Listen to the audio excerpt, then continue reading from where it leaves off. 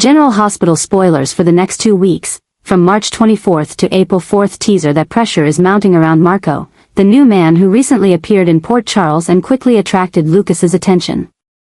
From his suave appearance and mysterious aura to his sweet yet purposeful approach, Marco has made many believe he is just a stranger with a complicated past, but harmless. However, behind his charm, a serious secret about his true identity is gradually coming to light, and it is creating one of the most dangerous pressures looming over Port Charles. No one expected that Marco would be closely connected to Jen Sidwell, a scheming figure known for never acting without an ulterior motive. At first, Marco's presence at Windmere was seen as a strange coincidence, but after several shady actions and overlooked details, many, especially Brad Cooper, begin to suspect that Marco is not who he pretends to be. However, it is Lucas who accidentally discovers the truth first, when he overhears a secret conversation between Marco and Sidwell, a conversation that turns all suspicions into real terror. What Lucas overhears is not just a casual conversation between two old acquaintances. It is cold, calculated language, full of implications for a long-term plan. Marco and Sidwell are discussing their next moves, manipulating Lucas's trust, and using personal relationships to gain access to information or influence a deeper organization. That conversation not only confirms that Marco is not simply looking for love, but also reveals that his true identity may be linked to an even darker secret. He might be Sidwell and Natalia Ramirez's illegitimate son. Initially, Lucas was just an innocent eavesdropper, but now he is caught in an inescapable spiral because what he knows could make him the next target. His heart is torn between his fragile trust in Marco and the horror of realizing that he may have been used all along. Worse yet, Lucas begins to suspect that not only is his affection being manipulated, but Sidwell may be building a network of loyal followers right in Port Charles, with Marco being the first pawn to emerge. While Lucas struggles with the terrifying secret he holds, Brad also begins investigating on his own, sensing the change in his old friend and suspecting that Marco has a dark agenda. If Lucas does not act quickly, if the truth is not brought to light in time, Port Charles could become the stage for a dark conspiracy far beyond the usual family battles. Marco's identity secret is no longer just a personal matter of a man hiding his past.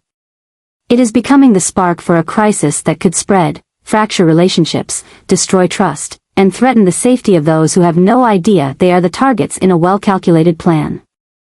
And as Sidwell and Marco begin to accelerate, even the smallest mistake could lead to unforeseeable consequences, not just for Lucas, but for the entire town. Ezra Boyle is quietly preparing for a new story, a carefully adjusted plan, step by step, as if he knows exactly what kind of territory he is entering. But the frightening part is not the plan itself, but how Ezra is carrying it out with deliberate, deep, and ruthless intent. Every action of his is no longer a random response, but a calculated strategic adjustment designed to manipulate emotions, control the situation, and steer everything toward the trajectory he desires. And these adjustments are starting to dangerously haunt Laura Collins. Laura, the strong, experienced woman who always remains calm in the face of storm, is, for the first time, sensing that something is off, something she can't explain rationally. Ezra is unsettling not only for what he says or does, but also for the way he makes everyone around him feel like he's harmless, when the truth is the complete opposite. Laura starts noticing small but suspicious details, the times Ezra appears at the wrong moment, the words he speaks that have double meanings, and especially the eerily familiar feeling he brings. It's as if her past is coming to life, but in a different form. Ezra's presence seems to have awakened painful memories and anxieties that never really disappeared, and that is making Laura lose the sense of security she had built over the years.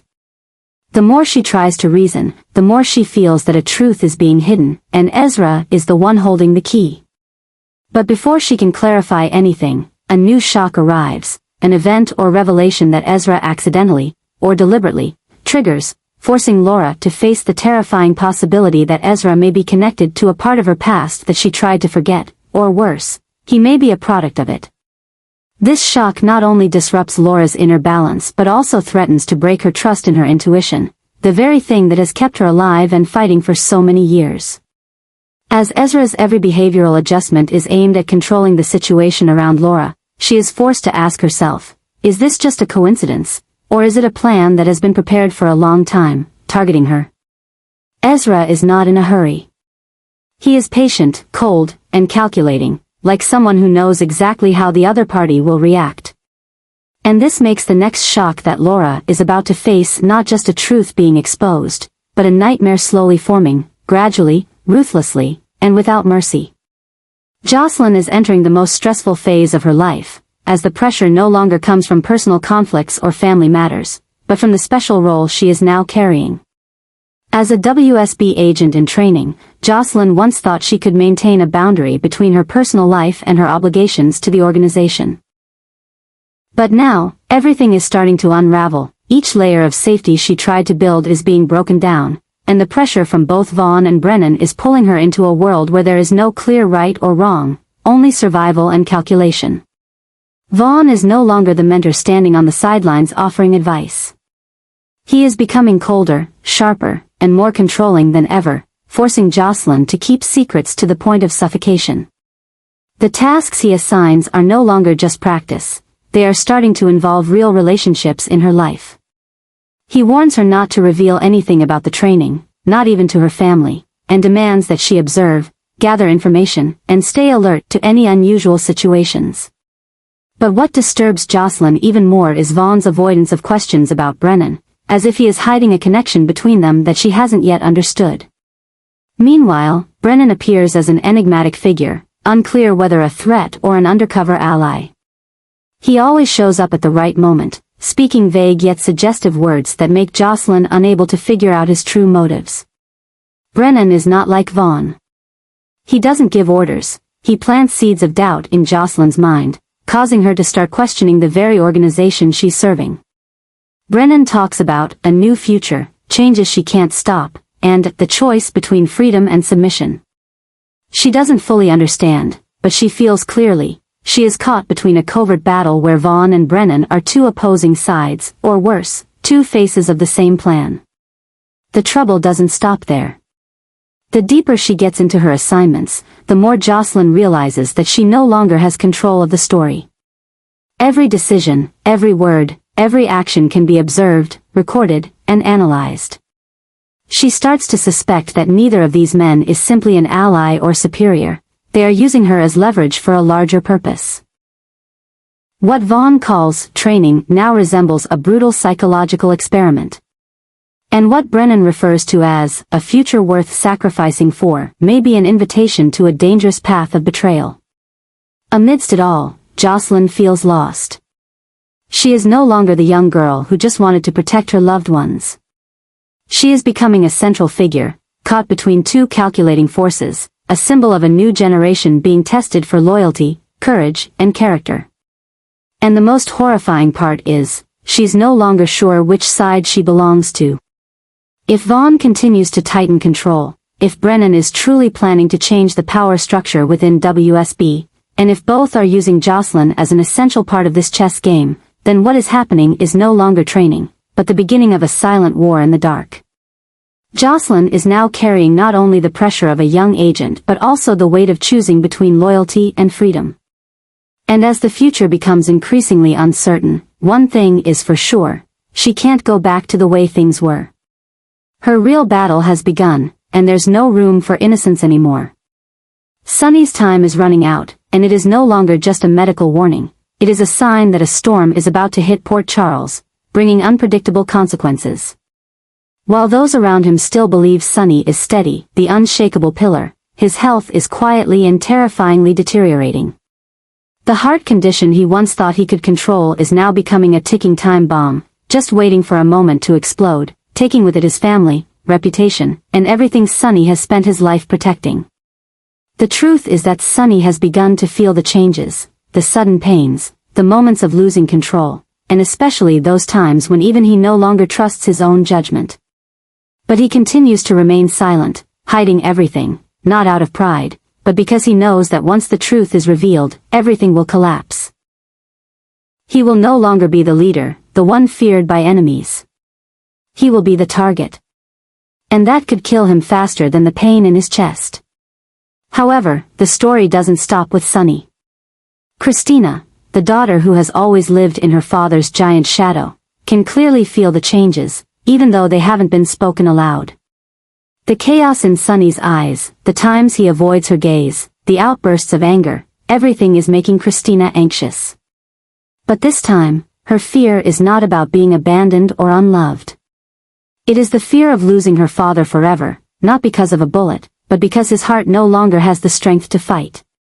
When Sunny collapses, not in a gunfight, but in the ordinary moments of life, in what seems like a peaceful moment, it will be the warning bell for everyone. But for Christina, that moment will be the biggest turning point of her life. She will no longer be the one standing behind, she will have to rise up. Sunny's fall will trigger a psychological, political, and trust breakdown, forcing Christina to reevaluate everything she ever believed in. Who will inherit Sunny's spiritual legacy? Who will hold the family together? And will she have the strength to rise with her father? The explosion is coming, not just a heart attack, but an event that will reshape the entire Corinthos family. The external pressures, from Ava, from Brennan, from the underworld waiting for Sunny to weaken, will not hesitate to exploit this new vulnerability. And if Christina does not act, if she does not learn to reorient herself and her family, Port Charles may witness the complete collapse of an undefeated empire. For the first time in many years, Sunny cannot fight with his strength. This battle is against his own body. And when he falls, everything will change, forever. Emma never expected that an afternoon that seemed like any other would mark a major turning point in her life. When an unexpected and mysterious event involving Gio suddenly happened, pulling her into an irreversible spiral. She and Gio had once shared a light, innocent connection, a budding friendship built on trust. But in just one moment, everything Emma once believed to be solid began to crumble as she witnessed something that made everything more ambiguous and dangerous than ever. Gio had changed. No longer the charming, innocent boy who always smiled brightly when he appeared beside her, Gio had suddenly become quiet, secretive, and full of inner turmoil. Emma, with her sharp instincts and experienced heart, could not ignore these changes. She began to observe more closely, from Gio avoiding her gaze to the secretive messages, to the secret meetings he never mentioned. Then, the unthinkable happened. Emma accidentally discovered a document listing Joe's real name, not matching anything he had ever said. From that moment, everything shifted. An unsettling obsession began to take hold of Emma, not because she feared Gio, but because she feared what Gio was being pulled into. She could feel a kind of suppressed suffering in his eyes, an internal struggle he was trying to hide from the world. But what shocked Emma most was when she found clues about an organization that had been watching Gio from afar, seemingly intending to use him as a pawn in political or family matters more complicated than she could imagine. Joe's true identity had now become the center of a web of chaotic events, where no one could tell friend from foe, truth from lies. Emma gradually realized that Gio might not be the person he thought he was. He might be the hidden son of a powerful figure or someone whose memories had been manipulated. And worse still, Gio himself was being controlled by an unknown force, silently guiding him, leading him into decisions not his own. What had started as a simple friendship had now turned into a silent war between truth and lies, between freedom and control. Emma was no longer the young girl who only listened to her heart. She stood at a crossroads, forced to choose, either remain silent to protect Gio from the coming storm or rise up, act, and risk everything to bring the truth to light. But she also understood that, if she chose the second path, the shock of Joe's identity would not only change his life, it could also shatter the stability of those around them. Because if Gio really had roots connected to a major force, his presence in Port Charles was no coincidence. He was an important link in a plan that someone had carefully orchestrated beforehand. And when Emma decided to keep that secret for one more night, she knew she had crossed a new boundary, the boundary between an ordinary girl and someone about to enter a high-stakes game, where trust, emotions, and even identity would be tested to their limits. An explosion was coming, not just between her and Gio, but between Gio and the truth about who he had been forced to become. Valentine was entering a decisive moment when he made a serious and weighty plea to Alexis, his distant relative, but one of the few who still retained her sanity amidst the chaotic whirlwind of the Cassadine family. The plea was not simply for her to care for Charlotte for a short time, but a transfer of trust, a desperate request filled with both fear and silent calculation. Valentine knew he was entering a battle where, if he failed, not only would he pay the price, but so would Charlotte. And to protect his daughter from danger, he chose to step back, but in a way that kept him in control from behind the scenes. Charlotte was no longer a mere child. The Cassadine blood in her, whether she acknowledged it or not, was beginning to show. Her intelligence, sensitivity, and inner conflict were things Valentine both feared and took pride in. Recently, Charlotte had started exhibiting behaviors that were hard to control.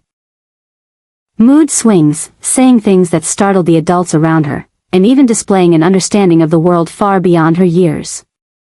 Valentine believed there was some force, perhaps a remaining faction of the family or an old enemy, that was approaching or manipulating her in ways he couldn't fully see.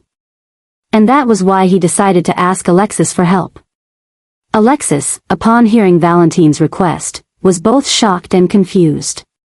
She knew the Cassadines were her family, but the horrific memories of Helena, Nicholas, and the bloody, twisted schemes of the past made it hard for her to easily say yes. But when she saw the panic flash in Valentine's eyes, the eyes that seemed so cold, she understood that this wasn't just a political maneuver, but a cry for help from a father who was risking everything to save his child. However, the one who was more shocked than anyone was Lulu when she learned of this request from outside sources, not from Valentine himself. Lulu had never easily forgiven Valentine for his past actions, but she still believed that if any decision about Charlotte was to be made, she should be consulted first. The anger erupted within her, not only because her maternal rights had been violated, but because she felt her role as a mother was once again being taken away at the moment she was trying to reconnect with her daughter after her long coma. Lulu knew that no matter how dangerous the world was, she would sacrifice everything to protect Charlotte, and she did not need Valentine to decide for her. But Valentine did not stop. He began making adjustments behind the scenes, silently contacting those in power, including Anna, who once loved him but now kept her distance, to ensure that, should anything happen, Charlotte would not become prey to anyone. He also closely monitored Alexis's connections, setting up distant protection in case of an emergency. For Valentine, the one thing he could not afford to lose at this moment was Charlotte. And to protect his daughter, he had to play by the Cassadine rules, underhanded, but unyielding. Meanwhile, Alexis began to feel the invisible pressure weighing down on her. Caring for Charlotte was no longer just a family matter, it was a dangerous game she wasn't ready to enter. She realized that someone was watching her house, anonymous messages were being sent to her, and there was even a feeling that every decision she made was being evaluated by someone very high up, perhaps from the WSB or another branch of the family. The story was escalating, not just due to the conflict between Alexis and Lulu, but because of the true nature of the Cassadine family, where every choice has consequences, and every decision comes with a price. Valentine, at his core, was still a man with two faces, a father who loved his child unconditionally, and a Cassadine who would strike when needed. And now, with everything happening, he could not afford to lose his power, honor, or flesh and blood. Port Charles was boiling with secret machinations, and Charlotte, though just a little girl, was at the center of that storm. Valentine had acted, Alexis had entered the game, Lulu was enraged and preparing to resist, and somewhere in the shadows, the fallen powers were slowly rising again. And this was just the beginning.